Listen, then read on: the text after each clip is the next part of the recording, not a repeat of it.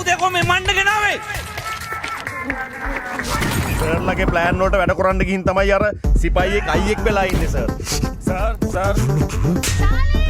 ඔන්න පාක නෝන ඔන්න වන්ද ඕකෝ දන්නෝ බැස් දෙකෙන් බලලා ඇට දෙකෙන් හිතන එක පාවපට භූමිල පංජතිල පොරංගම පංජතිල පොරංගම එතකොට මට පුළුවන් කොපි ඔක්කොම වවුල් කලේ දොරටුවෙන් ස්වර්ගයට යවන්න.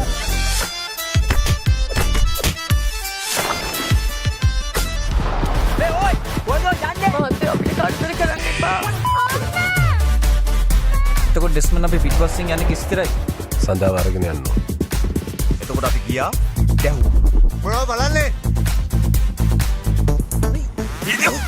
නෑ නෑ